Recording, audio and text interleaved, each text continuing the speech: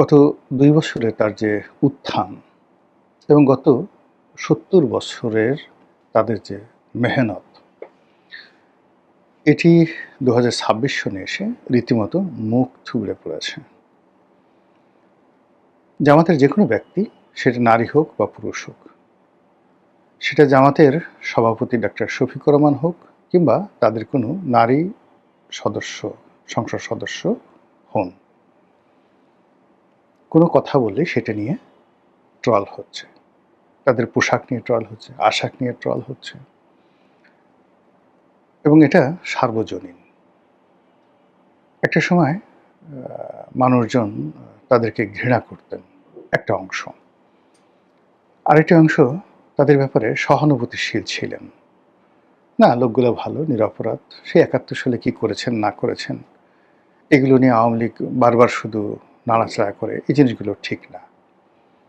কিন্তু ইউনূস জমানাতে ক্ষমতার একদম চালিকা শক্তিরূপে তারা যে আচরণ করেছে, যে কথাগুলো বলেছে, যে অহমিকা দেখিয়েছে এবং প্রশাসনের বিভিন্ন স্তরে তাদের যে লোকজন, যাদেরকে তারা দীর্ঘদিন লুকিয়ে রেখেছিল, তারা যেভাবে নিজেদের মুখোশ উন্মোচন করেছেন, যেভাবে বিশ্ববিদ্যালয়ের ক্যাম্পাসগুলো, তারপর বিশ্ববিদ্যালয়ের যে আবাসিক হলগুলো, সেই হলগুলো তারা যেভাবে নিয়ন্ত্রণ করেছে, মেয়েদের হলগুলো, মেয়েদের বিশ্ববিদ্যালয় এবং বিশ্ববিদ্যালয় কলেজগুলো, সেখানে তারা যে আধিপত্যবাদ দেখিয়েছে, এটি মূলত এককভাবে বিএনপি বা আওয়ামী লীগ কখনো সেটা পারেনি।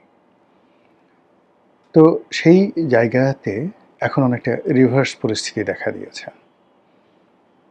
তাদের সবচেয়ে বড় দুর্গ, যে দুর্গ, সেটি হলো রাজশাহী বিশ্ববিদ্যালয়, এবং সেখানে জানে যে সেখানে ছাত্রলীগ আবার ঢুকে গেছে এবং সেখানে নির্বাচিত সংসদ মানে ছাত্র সংসদ, সেখানকার যারা নেতৃবৃন্দ, তারা এটি নিয়ে বেশ মারামারি করেছেন এবং রাজশাহী বিশ্ববিদ্যালয়ের প্রক্টর অফিসের সাথে সেখানকার যারা ছাত্র নেতৃবৃন্দ রয়েছেন শিবিরপন্থী, তাদের বাক বিতণ্ডা, মারামারি, কাটাকাটি এবং যাকে বলা হয় তাদের যে অঙ্গভঙ্গি, সশস্ত্র অঙ্গভঙ্গি, দেশীয় অস্ত্রে অঙ্গভঙ্গি, এটি এখন ভাইরাল বিষয়ে পরিণত হয়েছে সারা বাংলাদেশে।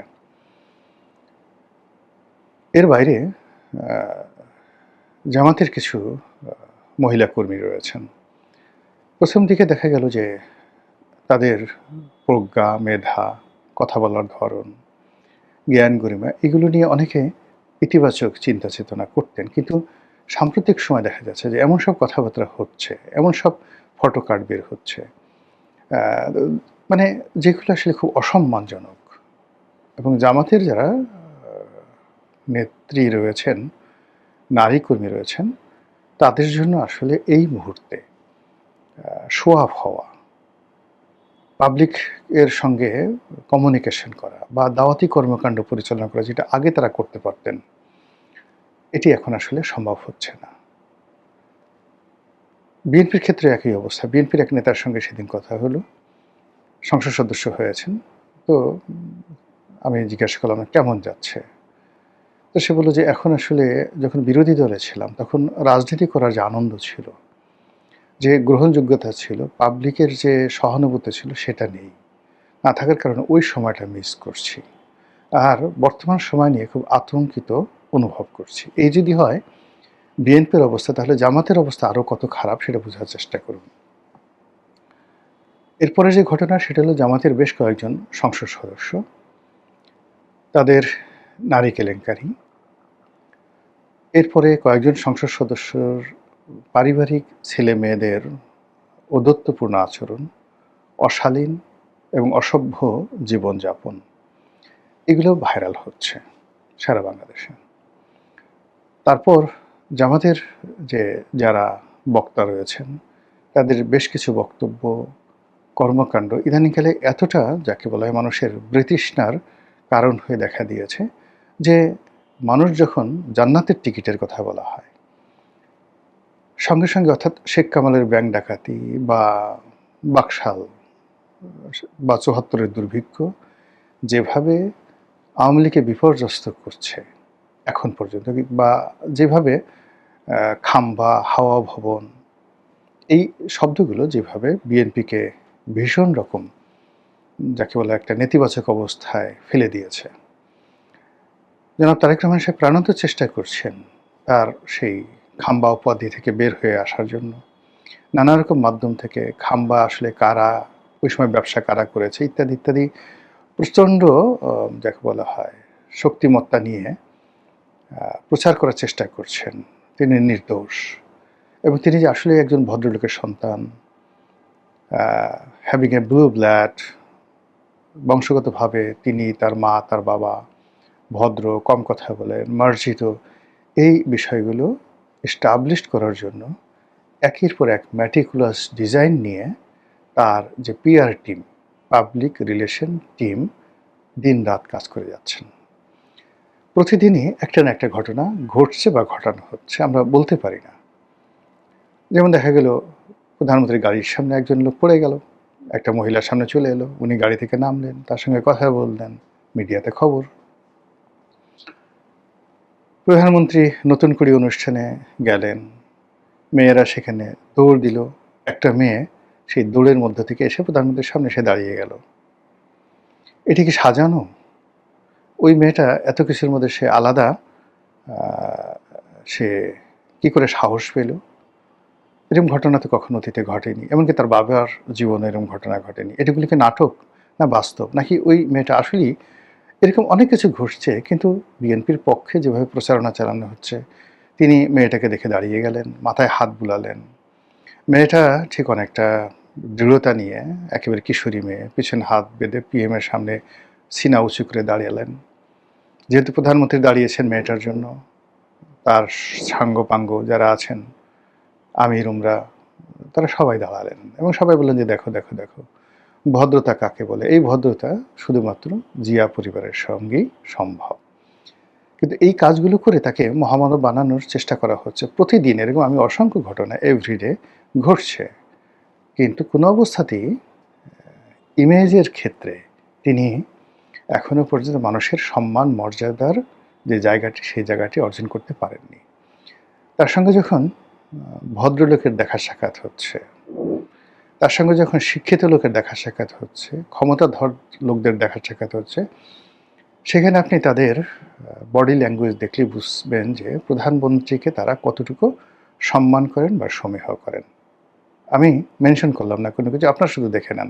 মানে ওইগুলো ঘটনা না, ঘটনা হলো তার সঙ্গে যখন সেনাপ্রধানে দেখা হচ্ছে, ক্যাবিনেট সচিবের দেখা হচ্ছে, তার সঙ্গে যখন দেশের কোনো বরেণ্য ব্যক্তির দেখা হচ্ছে, তখন এই দুয়ের মধ্যে প্রধানমন্ত্রীকে কেন্দ্র করে অপর পক্ষের যে আনুগত্য, ভালোবাসা, শ্রদ্ধা, নিবেদন, এই জিনিসগুলো কেমন হচ্ছে। সংবাদপত্র জগতের যে সকল সিনিয়র সাংবাদিক আছেন, তারা তার সঙ্গে দেখা করছেন। এর মধ্যে দুটো গ্রুপ হয়ে গেছে। একটা গ্রুপ হলো মতিউর রহমান, মাহফুজ আনামদের নেতৃত্বে একটা গ্রুপ, যেখানে মতিউর রহমান, মাহফুজ আনাম, তারপর মতিউর রহমান চৌধুরী, নুরুল কবির, ওনারা একটা গ্রুপ। তো তারা একবার বা দুবার ওনার সঙ্গে দেখা করেছেন, এখন আর তাদেরকে দেখা যাচ্ছে না। আবার অন্যদিকে আমার দেশের মাহমুদুর রহমান, জাজিউদ্দিনের শফিক রেহমান, তো এই পুরো বিএনপি এবং পুরো জামাতের যে সমস্ত সাংবাদিক রয়েছেন, তারা যখন তার সঙ্গে দেখা করছেন, সেখানে আপনি এদের বডি ল্যাঙ্গুয়েজগুলো দেখেন, আপনি বুঝতে পারবেন যে সম্মান এবং মর্যাদাটা এই গত 5 মাসে 6 মাসে কতটা তিনি অর্জন করেছেন, বা আগের যে জায়গাগুলো থেকে কতটা বের হতে পেরেছেন। তো সেই দিক থেকে আপনি যদি জামাতের কথা চিন্তা করেন, জামাত আসলে চেষ্টা করেনি, মানে নিজেদের যে ইমেজগুলো, 71-এ তাদের ভূমিকা, ইসলামাইজেশনের ব্যাপারে তাদের যে চিন্তা চেতনা, এই বিষয়গুলো তারা মানে গত 2 বছরের চেষ্টাই করেনি। তারা মনের আনন্দে, মানে আমরা যে কাজগুলো করি, সেটা হলো আপনারা দেখবেন মানুষ যখন খুব আবেগপ্রবণ হয়ে যায়, আপনার ঘরে একটা নবজাতক সন্তান আসছে, বা 3 মাস, 4 মাস, 5 মাস, 6 মাসের সন্তান, আপনি তাকে চুমু দিচ্ছেন, সে একদিকে পায়খানা করে দিচ্ছে, তারপর আপনি চুমু দিচ্ছেন, তারপর শেষে আপনি তাকে আদর করতে গিয়ে ওরে আমার লুলু বাবা, ওরে আমার পুলু বাবা, ওরে আমার পুতু পুতু, ওরে আমার টুসু টুসু, ওরে আমার কুনু কুনু, আপনি তার কানে চুমা দিচ্ছেন, নাকে চুমা দিচ্ছেন, ছেলে কাঁদছে, মেয়ে কাঁদছে, নবজাতক, কিন্তু আপনি চুমা দিয়েই যাচ্ছেন। তো এইরকম জামাত যখন ক্ষমতায় এলো তারা মনের আনন্দে শুধু চুমা দিতেই থাকলো। বলে এখন যদি বলা হয় কোনো একটা ব্যক্তির নামে সুম্মা, বলেন তো কার নাম আসে বাংলাদেশে? আর কিছু লাগবে না।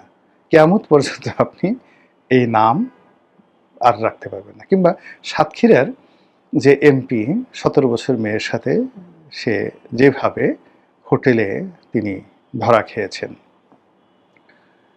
এই দৃশ্য আপনি কিয়ামত পর্যন্ত দূর করতে পারবেন না। আবার ওই যে জান্নাতের টিকেট, এটা নিয়ে যে ন্যারেটিভ তৈরি হয়েছে, সেই দিক থেকে আপনি কোনো অবস্থাতেই এই বদনামগুলো আপনি দূর করতে পারবেন। এর বাইরে জামাতের A team, B team, C team. এখন জামাতের সাথে যারা আছে, সেটা এনসিপির যারা লোকজন আছে, তাদেরকে সবাই বলছে এরা জামাতের লোক। এবি পার্টির যারা লোক আছেন, তাদের সবাইকেই বলছে এরা জামাতের বি টিম বা সি টিম। এরপরে অন্যান্য মানে আরও নতুন নতুন মুখ, অদ্ভুত অদ্ভুত চেহারা, অভিব্যক্তি, কথাবার্তা, যেগুলো জামাতের দীর্ঘদিনের যে পরিবেশ পরিস্থিতি, সেগুলোর সঙ্গে যায় না।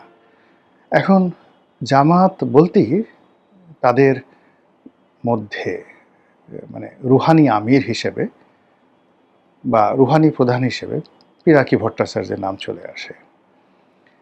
জামাতের সবচেয়ে প্রভাবশালী যাকে বলা হয় সেনাপতি, কমান্ডার ইন চিফ বা মার্শাল, আপনি যদি ধরেন তাহলে ইল্লু ইল্লু চলে আসে। ইল্লু মিন্স জামাতের প্রধান সেনাপতি, এবং জামাতকে বলতে গেলে ইল্লুই বাঁচিয়ে রেখেছে, এরকম একটা ভাবসাব। তারপর ইল্লুর যারা ভাই ব্রাদার আছেন, কেউ হয়তো ব্যারিস্টার পদবি, কেউ হয়তো বিভিন্ন পদ পদবিতে আছেন, এদের পোশাক আশাক কথাবার্তা মানে আমাদের সমাজ খায় না। বাঙালির মানে এই সমাজে মানে জামাত সামনের দিকে এরকম তো ১০-১২ জন এই প্রজন্মের যাদের বয়স ৫০-এর নিচে, সেরকম ইল্লু বিল্লুদেরকে তারা নিয়ে এসছে।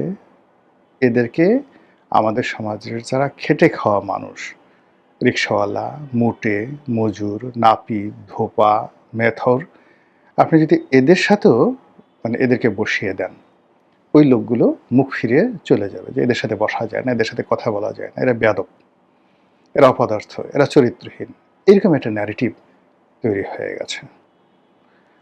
আর ঠিক সেই সময়টাতে দেশে কার্যত এই মুহূর্তে জামাত একেবারে বন্ধুহীন। আপনি এনসিপির বেশিরভাগ লোক মানে যারা এনসিপিকে অর্গানাইজ করেছে, এখন সেই এনসিপিটা মূলত এখানে কেউ বলছে, এখন এদের মধ্যে দেখুন যে এক গ্রুপ বলা হচ্ছে যে এরা আওয়ামী লীগের গুপ্ত, স্পষ্টই নাহিদ এবং সার্জিসকে, নাহিদ না মানে এখানে হাসনাত আবদুল্লাহ এবং সার্জিসকে আওয়ামী লীগের গুপ্ত বলা হচ্ছে, নাহিদকে বলা হচ্ছে